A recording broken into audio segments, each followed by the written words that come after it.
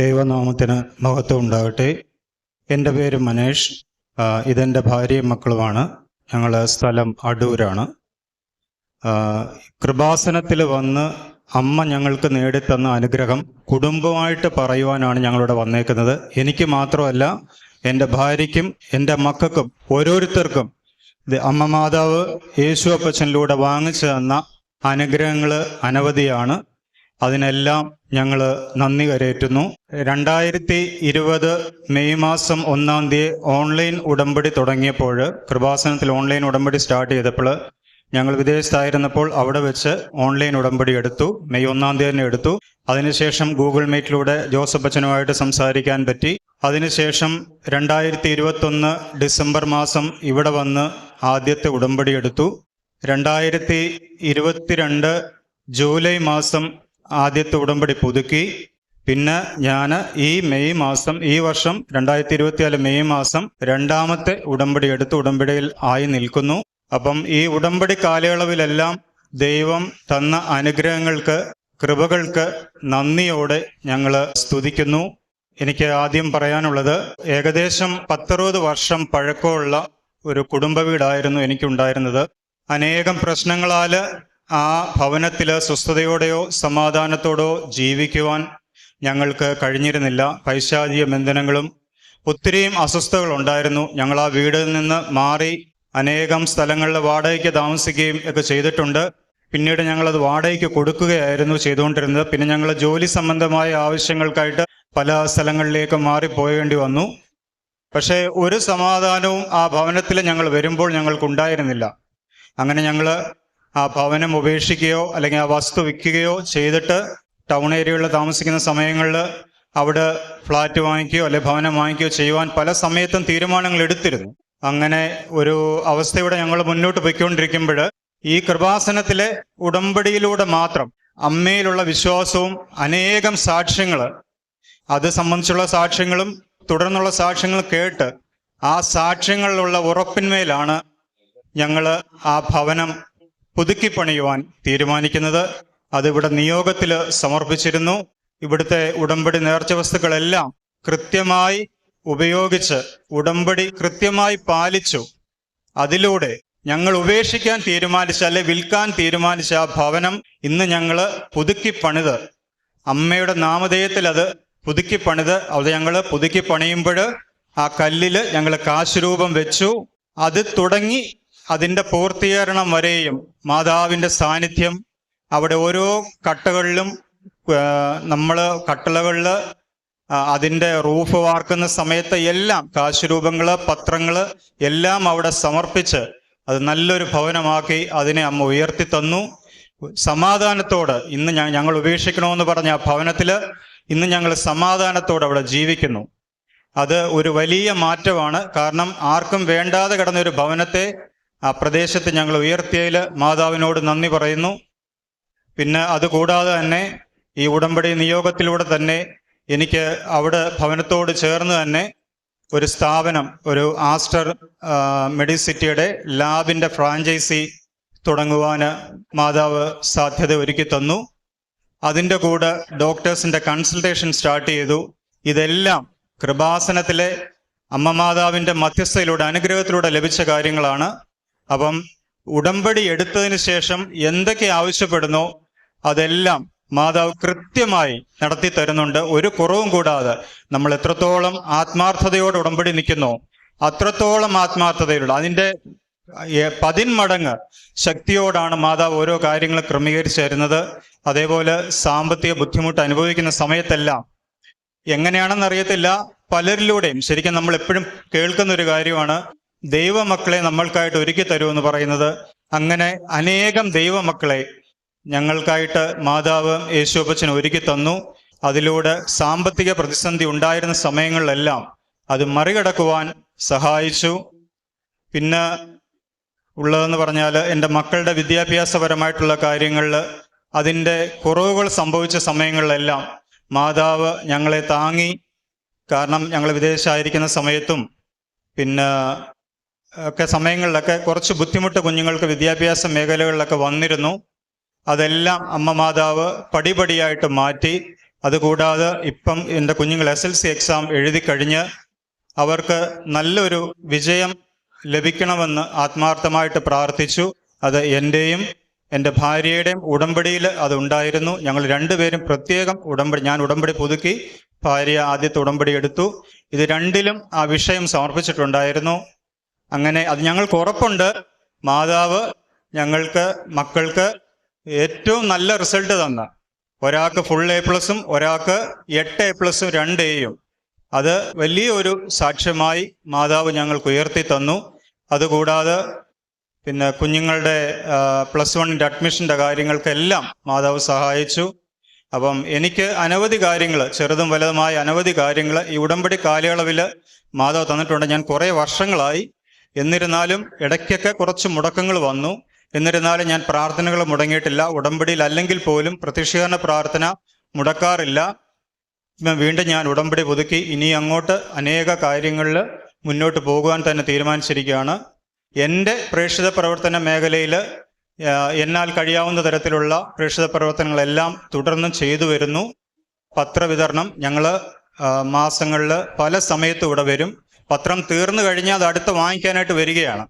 അപ്പം എത്ര ദൂരം കൊണ്ടു കൊടുത്താലും, ചിലപ്പോൾ എറണാകുളം, മൂവാറ്റുപുഴ, കോട്ടയം, കൊല്ലൂര്, കൊല്ലം സ്ഥലങ്ങളൊന്നുമില്ല, ഇന്ന സ്ഥലമൊന്നുമില്ല, എവിടെയൊക്കെ പോകാൻ പറ്റുമോ ആ സ്ഥലങ്ങളിലേക്കെല്ലാം യാത്ര ചെയ്ത് മാതാവിൻ്റെ സന്ദേശം ഏറ്റവും കൂടുതൽ ആൾക്കാരിലേക്ക് അറിയിക്കുവാൻ ശ്രമിക്കുന്നു. ചുമ്മാതെ പത്രം എങ്ങും കൊടുക്കാറില്ല. ഞങ്ങൾക്ക് പ്രാർത്ഥനയോടെ പോകും. കൂടുതലും ആൾക്കാർ ഞങ്ങളെ തേടി വരും. അതല്ലെങ്കിൽ അത്രത്തോളം ആവശ്യമുള്ള ആൾക്കാരിൽ മാത്രമേ പത്രം കൊടുക്കാറുള്ളൂ. അത് ഞാൻ എൻ്റെ പ്രേക്ഷിത പ്രവർത്തനമായിട്ട് മുന്നോട്ട് കൊണ്ടുപോകുന്നു. പിന്നെ സാമ്പത്തികപരമായിട്ട് സഹായങ്ങൾ കഴിവതും ചെയ്യുന്നുണ്ട്. പിന്നെ മാതാവിനെക്കുറിച്ച് അറിയാൻ വേണ്ടി സോഷ്യൽ മീഡിയയിലൂടെ എല്ലാ ഷെയറിങ്ങും ചെയ്യുന്നുണ്ട്. ധ്യാനങ്ങളും അച്ഛൻ്റെ ഉപദേശങ്ങൾ, ഇവിടുത്തെ സാക്ഷ്യങ്ങൾ. അതുകൂടാതെ ഞാനൊരു ക്രിയേറ്റീവ് ഫീൽഡിൽ വർക്ക് ചെയ്യുന്ന ഒരാളാണ്.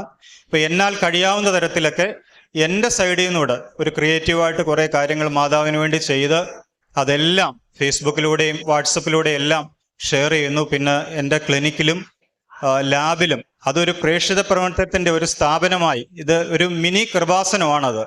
ഞങ്ങൾക്ക് അവിടെ വരുന്ന കൺസൾട്ടേഷന് വരുന്ന ആൾക്കാർക്കെല്ലാം കൃപാസനത്തെക്കുറിച്ച് പറയുകയും നേർച്ച വസ്തുക്കൾ കൊടുക്കുകയും അതിലൂടെ അനേക കുടുംബങ്ങളെ ഈ കൃപാസനത്തിലേക്ക് അടുപ്പിക്കുവാനും യേശു ക്രിസ്തുവിലൂടെയും മാതാവിലൂടെയും കൂടുതൽ അനുഗ്രഹങ്ങൾ നേടിയെടുക്കുവാനും ഞങ്ങൾ ശ്രമിച്ചുകൊണ്ടേയിരിക്കുന്നു. ഇനിയും മരണം വരെയും ആ ശ്രമങ്ങൾ തുടരുമെന്ന് വാക്ക് തരുന്നു.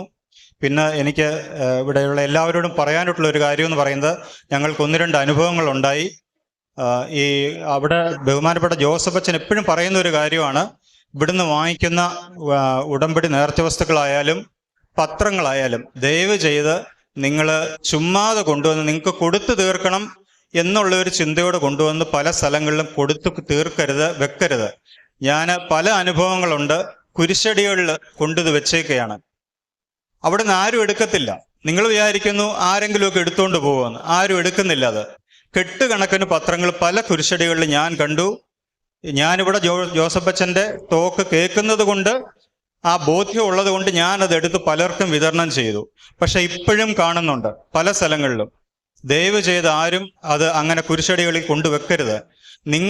നിങ്ങളുടെ നിയോഗമാണ്. ചിലവർ ഇവിടെ ഉടമ്പടി എടുത്തവർക്ക് പത്രമുണ്ട്, അല്ലാതെ വന്ന് കാണുന്നവരും പത്രം വാങ്ങിക്കുന്നുണ്ട്.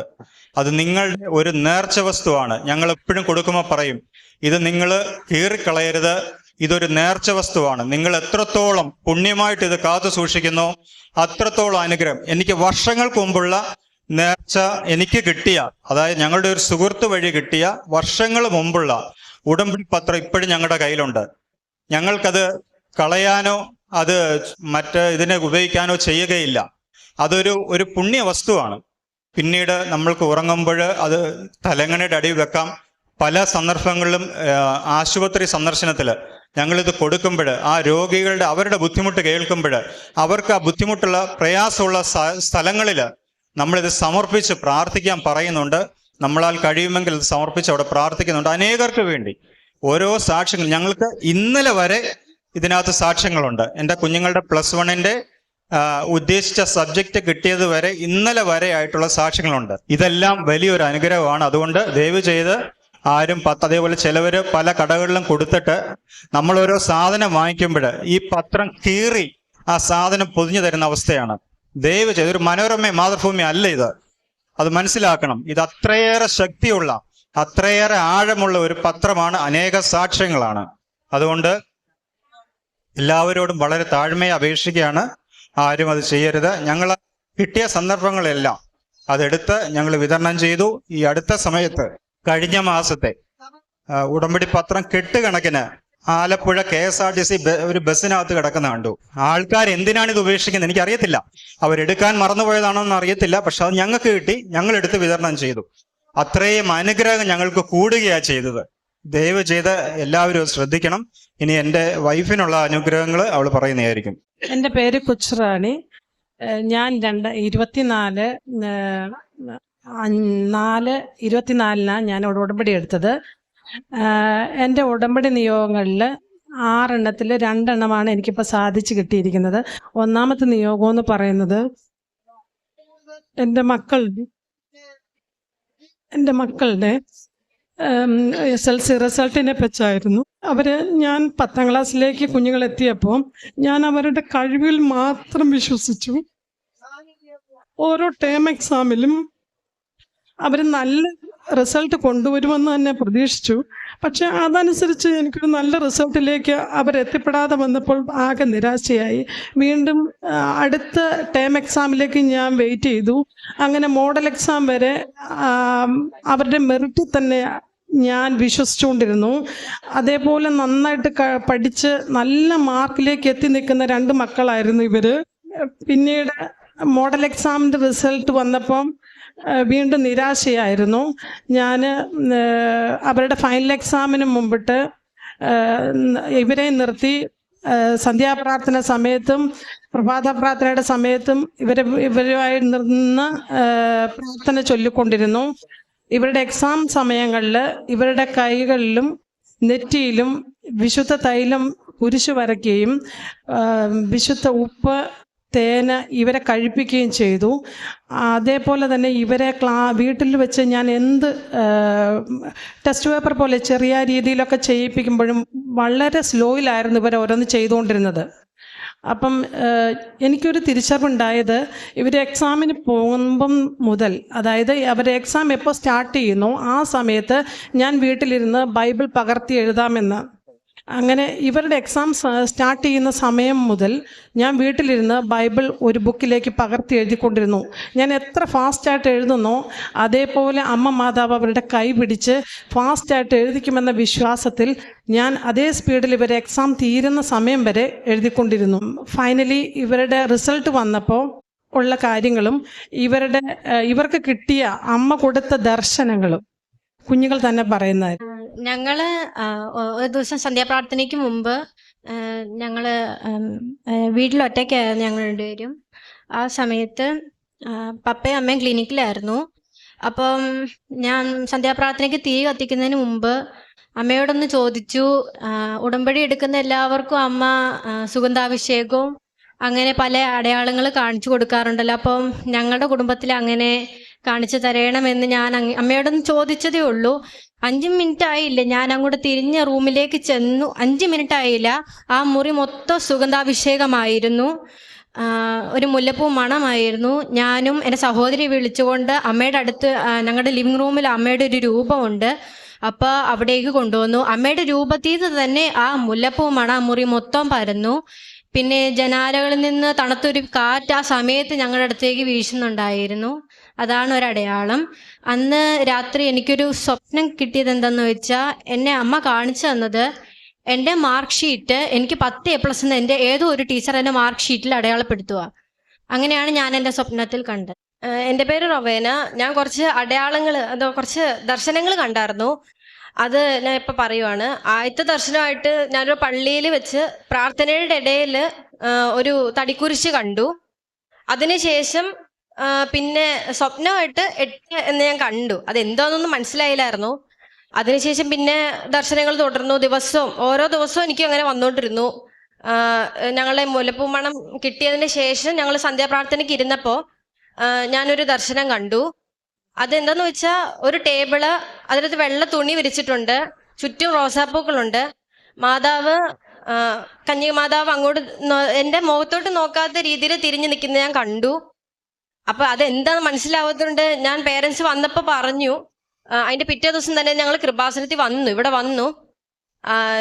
ഞാൻ വരുന്ന വഴിക്ക് ആ യാത്രയിൽ ഞാൻ ഒന്ന് ബസ്സിൽ യാത്ര ചെയ്യുന്നോട് ഞങ്ങള് ജസ്റ്റ് ഒന്ന് മയങ്ങിപ്പോയി. ആ സമയത്ത് ഞാൻ പെട്ടെന്ന് ഞെട്ടി എഴുന്നേറ്റപ്പോ ഒരു ദർശനം ഞാൻ കണ്ടു, ഈ സെയിം തന്നെ.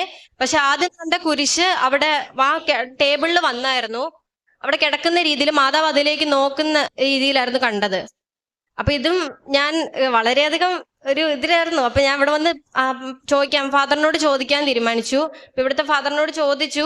ഫാദർ പറഞ്ഞു, എനിക്കത് പറയാൻ പറ്റില്ല, നീ തന്നെ അത് മാതാവിനോട് ചോദിക്കാൻ പറഞ്ഞു. എനിക്ക് തീരെ അറിയത്തുമില്ല. ഞാൻ എന്നിട്ട് ഞാൻ പ്രാർത്ഥിച്ചു. ഞാൻ പ്രാർത്ഥന തുടർന്നു. അന്ന് മുതലേ ഞങ്ങൾ കൊന്തകള് അടുപ്പിച്ച് ചൊല്ലാൻ തുടങ്ങി. രാത്രി ചൊല്ലും, ഞാൻ കൈക്കൊന്ത് അതിനൊപ്പം തന്നെ ചൊല്ലാൻ തുടങ്ങി. അങ്ങനെ പോകുന്ന വഴിയിലും എല്ലാം അങ്ങനെ ഞങ്ങളുടെ റിസൾട്ട് വരുന്ന ഡേറ്റിന് തലേദിവസം ഞങ്ങള് ബൈബിള് ഞാൻ സന്ധ്യാപ്രാർത്ഥനയ്ക്ക് ഉപയോഗിച്ചു. അപ്പോൾ ഞാൻ മാതാവിനോട് പറഞ്ഞു, എനിക്ക് എൻ്റെ റിസൾട്ടുമായിട്ട് ബന്ധപ്പെട്ടൊരു വചനം എനിക്ക് കാണിച്ചു തരാമോ എന്ന് ചോദിച്ചു. അങ്ങനെ ഞാൻ വിശ്വാസത്തോടെ തന്നെ ബൈബിൾ തുറന്നു. അപ്പൊ എനിക്ക് എസ്ഐക്കിയൽ 42 കിട്ടിയത്. അത് മൊത്തം നീളവും വീതിയും അങ്ങനെയുള്ള കാര്യങ്ങളൊക്കെ ആയിരുന്നു, മന്ദിരത്തിന്റെ തന്നെ. അപ്പൊ ഞാനത് വചനത്തിൽ വിശ്വസിച്ചു. അതിന്റെ അടുത്ത ദിവസം തന്നെ ഞാൻ റിസൾട്ട് വന്നു. 8-ാം തീയതിയാണ് വന്നത്. അപ്പൊ ഞാൻ 8 ഇയേഴ്സിന്റെ ഡേറ്റ് ആണ് എനിക്ക് അങ്ങനെ തന്നെ കിട്ടിയെന്നൊരു സന്തോഷത്തിൽ ഞാൻ ഇരുന്നു. ഞങ്ങൾ അതിനോടൊപ്പം തന്നെ ആ റിസൾട്ട് എടുക്കുന്ന സമയത്ത് ഞങ്ങൾ വിശുദ്ധ തൈലം, ഉപ്പ്, തേന് എന്നിവ ഉപയോഗിച്ചു. വിശുദ്ധ തൈലവും കാശൂപവും ഒക്കെ ഉപയോഗിച്ച് ഞങ്ങൾ കുരിശ് വരച്ചു. ലാപ്ടോപ്പിൽ ഞങ്ങൾ ആദ്യം നോക്കിയത് എൻ്റെ സഹോദരി അവളുടെയാണ് നോക്കിയത്. അപ്പോൾ 10 A+ ഉണ്ടായിരുന്നു. എൻ്റെ റിസൾട്ട് നോക്കിയപ്പോൾ എനിക്ക് 8 A+ഉം 2 Aയും ആണ് കിട്ടിയത്. ഞാൻ വളരെയധികം സങ്കടപ്പെട്ടു. എനിക്ക് ഇങ്ങനെ ആയി പോയാലോ, അങ്ങനെ ഒരു ഇതായിരുന്നു. പക്ഷേ കുറച്ച് ദിവസങ്ങൾക്ക് ശേഷം ഞങ്ങളുടെ അലോട്ട്മെന്റ് വന്നോണ്ടിരുന്നു. അലോട്ട്മെന്റിൽ എനിക്ക് അപ്പോൾ ഒരു വിഷമമായിരുന്നു. കാരണം ആദ്യമൊന്നും എനിക്ക് സയൻസ് കിട്ടില്ല. എനിക്ക് ഇഷ്ട സയൻസ് ആയിരുന്നു, പക്ഷെ എനിക്കത് കിട്ടില്ല എന്നുള്ള വിഷമമായിരുന്നു. അവസാനം തന്നെ മാതാവ് എൻ്റെ സങ്കടത്തിന് ഒരു ഉത്തരം തന്നു. എനിക്ക് സയൻസ് തന്നെയാണ്. ഞങ്ങൾക്ക് 2 പേർക്ക് സയൻസ് കിട്ടി. അപ്പോൾ ഞാൻ ഒരു കാര്യം വിശ്വസിക്കുന്നു, എനിക്ക് 8 A+ ആയി പോയി അതൊരു കാര്യമല്ല. പക്ഷെ ഈ 8 A+ കിട്ടൂ എന്ന് മാതാവ് എന്നെ നേരത്തെ അറിയിച്ചു, പല ദർശനങ്ങളോട് അറിയിച്ചു. അത് തന്നെ വലിയൊരു അടയാള മാതാവ് ചെയ്തിരിക്കുന്നേ. അപ്പൊ ഇത്രയും വലിയ അനുഗ്രഹങ്ങൾ ചെയ്ത അമ്മ മാതാവിനും യേശുപ്പച്ചനും 1000 നന്ദി. ഒരു കാര്യം കൂടെ പറയാനുള്ളത്, ഞങ്ങളിവിടെ വരുമ്പോൾ ബഹുമാനപ്പെട്ട അച്ഛനടുക്കെ ഈ ദർശനത്തെക്കുറിച്ച് പറഞ്ഞിരുന്നു. അന്നേരം പറഞ്ഞു, ഇതുപോലെ 8 പറഞ്ഞപ്പോഴേ അച്ഛൻ പറഞ്ഞു, ഇത് 8 തന്നെ ആയിരിക്കും, നീ വിശ്വാസത്തോടെ പ്രാർത്ഥിക്കാൻ പറഞ്ഞു. അപ്പം നേരത്തെ കൊടുത്ത ദർശനപ്രകാരം തന്നെ 8 A+ഉം 2 Aയും തന്നെ എൻ്റെ ഒരു മോൾക്ക് കൊടുത്തു. ഒരു മോൾക്ക് ഫുൾ A+ഉം കൊടുത്തു. എന്തു കൊടുത്താലും മാതാവ് എന്ത് തീരുമാനിക്കുന്നോ അത് അക്സെപ്റ്റ് ചെയ്യാൻ ഞങ്ങൾ തയ്യാറായിരുന്നു. പിന്നെ അതേപോലെ ഇന്നലെയാണ് +1 സയൻസിന്റെ ആ ഓപ്ഷൻ ഒരാൾക്ക് അപ്രൂവ് ആയി വന്നത് അലോട്ട്മെന്റിൽ. അതുകൊണ്ടാണ് ഞങ്ങൾ ഇന്ന് സാക്ഷ്യം പറയാനായിട്ട് വന്നത്. അങ്ങനെ ഞങ്ങൾ പ്രാർത്ഥിച്ചതും ആഗ്രഹിച്ചതും അതേപടി മാതാവ് കുഞ്ഞുങ്ങളുടെ റിസൾട്ടിൽ കാണിച്ചു തന്നു. അതിന് യേശുപ്പച്ചനോട് അമ്മമാതാവ് 1000 നന്ദി പറയുന്നു. പിന്നെ ഒരു കാര്യം പറയാനുള്ളത്, ആത്മീയപരമായിട്ടുള്ള കാര്യങ്ങളിൽ ഞാൻ വെറും കാട്ടിക്കൂട്ട് ക്രിസ്ത്യാനിയായിരുന്നു. എന്ന് പറഞ്ഞാൽ സന്ധ്യാപ്രാർത്ഥനയൊക്കെ വെറും ചുമ്മാതെ കൊച്ചുനാൾ മുതലേ ആരെയൊക്കെയോ കാണിക്കാൻ പ്രാർത്ഥിക്കും. ബൈബിള് ഒരു വചനമൊക്കെ പറഞ്ഞു തീരാൻ ഭയങ്കര ബുദ്ധിമുട്ടായിരുന്നു. അല്ലെങ്കിൽ ഒരു ഇതൊക്കെ അത് കൂടുതലും സങ്കീർത്തനം മാത്രം എടുത്ത് എളുപ്പമുള്ളതുകൊണ്ട് സങ്കീർത്തനം മാത്രം പ്രാർത്ഥിക്കും. അങ്ങനെയൊക്കെ പൊയ്ക്കൊണ്ടിരുന്നതാണ് കൗമാര കാലഘട്ടവും അതിന് മേളിലോട്ടെല്ലാം. പക്ഷേ കൃപാസനത്തെക്കുറിച്ച് എന്ന് അറിഞ്ഞു തുടങ്ങിയോ, ആത്മീയപരമായിട്ട് എത്രത്തോളം അടുത്തു തുടങ്ങിയോ, ജോസഫ് അച്ഛൻ്റെ പ്രാർത്ഥനകളും ഇവിടുത്തെ സാക്ഷ്യങ്ങളും കേട്ടു തുടങ്ങിയതിന് ശേഷം ഇപ്പൊ ഏകദേശം കുറെ വർഷങ്ങളായിട്ട് ആത്മീയപരമായിട്ട് മുന്നോട്ട് ജീവിക്കുവാൻ വളരെയധികം ശക്തി ഞങ്ങൾക്ക് ലഭിക്കുന്നു. 0-ൽ നിന്ന് ഞങ്ങളിപ്പോൾ കയറിക്കൊണ്ടിരിക്കുവാണ്. 100% ഒന്നും ആയിട്ടില്ല, പക്ഷേ വളരെയേറെ മാറ്റം. കുടുംബ പ്രാർത്ഥന ഒന്നും ഇല്ലായിരുന്നു, കുർബാന കൊള്ളലില്ലായിരുന്നു, പക്ഷെ ഇതെല്ലാം ഇപ്പൊ കൃത്യമായിട്ട് ചെയ്യുന്നു. അങ്ങനെ ഒരു വലിയ മാറ്റം, ആത്മീയപരമായിട്ട് ഒരു വലിയ മാറ്റം ഈ ഉടമ്പടിയിലൂടെ ഞങ്ങൾക്ക് ലഭിച്ചു. ഇപ്പോഴും ഈ ഉടമ്പടി പുതുക്കിയപ്പോഴും ഒരു നിയോഗം തന്നെ അതാണ്, ഇനിയും ആത്മീയപരമായിട്ട് കൂടുതൽ 100% ആകാൻ പറ്റിയില്ലെങ്കിലും ഏറ്റവും കൂടുതൽ ആത്മീയപരമായിട്ട് ഉണർന്ന് പ്രവർത്തിക്കുവാനും കൂടുതൽ ആത്മാക്കളെ നേടിയെടുക്കുവാനും ഒരു സ്ഥാനം എനിക്ക് ലഭിക്കണം, എൻ്റെ കുടുംബത്തിന് ലഭിക്കണം. ഞങ്ങളിലൂടെ അനേകം ആൾക്കാരെ കൃപാസനത്തിലേക്ക് കൊണ്ടുവരുവാനും ദൈവവിശ്വാസത്തിലേക്ക് കൊണ്ടുവരുവാനും ദൈവവും അമ്മ മാതാവും ഇടയാക്കണം എന്നാണ് ഞങ്ങൾ പ്രാർത്ഥിക്കുന്നത്, ആഗ്രഹിക്കുന്നത്. ഈ ഒരു അവസരം തന്ന എല്ലാ കൃപകൾക്കും, ഈ അവസരം തന്നതിന് മാതാവിനോടും യേശു അപ്പച്ചനോടും 1000 നന്ദി കരയറ്റുന്നു. ഈ കൃപാസനത്തിലെ എല്ലാവരോടും നന്ദി കരയറ്റുന്നു. കാരണം ആത്മാർത്ഥമായിട്ട് പ്രവർത്തിക്കുന്ന അനേകം ആൾക്കാർ ഇതിനകത്തുണ്ട്. അച്ഛന്മാരോടും സിസ്റ്റർമാരോടും, ശുശ്രൂഷകര്, ചെറിയ മേഖലയെ വർക്ക് ചെയ്യുന്നവര്, പിന്നെ ഏറ്റവും അതിലുപരി ഈ കൃപാസനത്തിലെ മാതാവിനെ നമ്മൾക്കായിട്ട് വിളിച്ചു കൊണ്ടുവന്ന അദ്ദേഹത്തിന്റെ എന്തുവാ പറയണ്ടേ, 100% ആത്മാർത്ഥതയോടെ മാതാവിനെ ഇത്രത്തോളം ധ്യാനിച്ച് മാതാവിനെ ഇവിടെ കൊണ്ടുവന്ന ബഹുമാനപ്പെട്ട ജോസഫ് അച്ഛനോടും, അദ്ദേഹം ഇല്ലായിരുന്നെങ്കിൽ എന്നെ പോലെയുള്ള അനേകം പാപികൾക്ക് ഒരിക്കലും ഒരു മാറ്റം ഉണ്ടാവത്തില്ലായിരുന്നു. ജോസഫ് അച്ഛൻ ഇല്ലായിരുന്നെങ്കിൽ ഈ കൃപാസനം ഇവിടെ ഉണ്ടാവത്തില്ലായിരുന്നു. ജോസഫ് അച്ഛൻ ഇല്ലായിരുന്നെങ്കിൽ എന്നെ പോലെ നിങ്ങളെ പോലെയുമുള്ള കോടാനുകോടി ജനങ്ങള് കൃപാസന അമ്മ മാതാവിനെ കുറിച്ച് അറിയത്തില്ലായിരുന്നു. നമ്മൾ വെറും ഒരു ക്രിസ്ത്യാനിയായിട്ട് ജീവിച്ചേനെ. അപ്പം ബഹുമാനപ്പെട്ട ജോസഫ് അച്ഛനോടും 1000 നന്ദി കരയറ്റുന്നു. എല്ലാവിധ ആയുസ്സും ആരോഗ്യവും നേരുന്നു. പരിശുദ്ധ അമ്മയുടെ മധ്യസ്ഥതയിൽ ഇപ്പം വളരെ വ്യക്തമായിട്ട് ഒരു കുടുംബം നമ്മുടെ മുമ്പിൽ സാക്ഷ്യം പറയുമ്പം തന്നെയും ഇനി ഇവരൊരുമിച്ച് പ്രാർത്ഥിക്കാറുണ്ട് എന്ന് പറയേണ്ട ഒരു സാക്ഷ്യമായിട്ട് പറയേണ്ട ആവശ്യമില്ല. കാരണം സമയം കണ്ടെത്തി ഈ സാക്ഷ്യം പറയാനായിട്ട് ഇന്ന് ഈ ആലയത്തിൽ എത്തിച്ചേരുമ്പോൾ അതിൽ ഒരാളുടെ ബോധ്യമല്ല, ഇപ്പം ഒരു കുടുംബനാഥൻ എന്ന നിലയിൽ വിശ്വാസത്തിൻ്റെ കൂടി ഒരു ഡിറക്ഷൻ ആ അപ്പച്ചൻ തന്നെയാണ് ആദ്യം, അല്ലെങ്കിൽ കുടുംബത്തിൻ്റെ നാഥൻ തന്നെയാണ് സാക്ഷ്യം പറഞ്ഞത്, ഇപ്പോൾ അവസാനിപ്പിച്ചത്. ഒപ്പം വിശ്വാസത്തിലൊരു അമ്മയുടെ സാക്ഷ്യം അമ്മയും, ഒപ്പം ആ വിശ്വാസ കൈമാറ്റം വളരെ വ്യക്തമായിട്ട് ആ മക്കൾക്കും. നമ്മൾ ജോയൽ പ്രവാചകന്റെ പുസ്തകത്തിൽ നിങ്ങൾക്കെൻ്റെ പുത്രിപുത്രന്മാർക്ക് ദർശനമുണ്ടാവും, യുവതി യുവാക്കന്മാർ പ്രവചിക്കും എന്നൊക്കെ പറഞ്ഞ് ജോയൽ പ്രവാചകൻ അക്കാലത്തെന്നും പറഞ്ഞ ഒരു 2ാമത്തെ അധ്യായത്തിൽ കുറച്ച് വാക്കുകളുണ്ട്. ഉടമ്പടിയുടെ കാലയളവിൽ സാക്ഷ്യങ്ങൾ പരിശോധിക്കുമ്പോൾ നിങ്ങൾക്കറിയാം, ഇതുപോലെ ദർശനങ്ങളിലൂടെയും സ്വപ്നങ്ങളിലൂടെയും ദൈവം ബൈബിളിലുടനീളം അങ്ങനെ തന്നെയാണ് ദൈവം പഴയ നിയമത്തിലും പുതിയ നിയമത്തിലും ഒക്കെ സംസാരിക്കുന്നത്. ഓരോരുത്തർക്ക് ദർശനമുണ്ട്. ഇപ്പോൾ അപ്പോസ്തല പ്രവർത്തനങ്ങളിൽ ഫിലിപ്പോസിനോട് എഴുന്നേറ്റ് അങ്ങോട്ട് നടക്കാൻ പറയുന്നതും കർത്താവിൻ്റെ അരുളപ്പാടുണ്ടായെന്ന് പറയുന്നതും, പഴയ നിയമത്തിലെ ജോസഫും പുതിയ നിയമത്തിലെ ജോസഫും ഒക്കെ സ്വപ്നം കാണുന്നതുമെല്ലാം വ്യക്തമായിട്ടൊരു ക്ലാരിറ്റി. ഇപ്പോൾ ഈ മക്കൾ ഈ പ്രാർത്ഥനയിൽ ഈ കുടുംബത്തിനോട് ചേർന്ന് നിൽക്കുമ്പം അവർക്കും വ്യക്തമായിട്ട് വരും. അത് അവർ തന്നെയാണ് സാക്ഷ്യപ്പെടുത്തുക, അത് തന്നെയാണ് നമ്മൾ ആഗ്രഹിക്കുന്നതും. അത്ഭുതവും അടയാളവും ദർശിച്ചവർ തന്നെ സാക്ഷ്യപ്പെടുത്തും. അപ്പോൾ ഒരു കുടുംബം വ്യക്തമായിട്ട് അതും പ്രേക്ഷിത പ്രവർത്തനത്തിനെ കുറിച്ചുള്ള ബോധ്യമുണ്ട്. എന്താണ് ഉടമ്പടിയുടെ ലക്ഷ്യം എന്താണെന്നുള്ള ഒരു ജ്ഞാനം ഒരു പക്ഷെ ഉടമ്പടി ആരാധനയിലൂടെയും ബഹുമാനപ്പെട്ട അച്ഛൻ്റെ ടോക്കിലൂടെയും ഒപ്പം സാക്ഷ്യങ്ങളൂടെ ലഭിച്ചിട്ടുണ്ട്.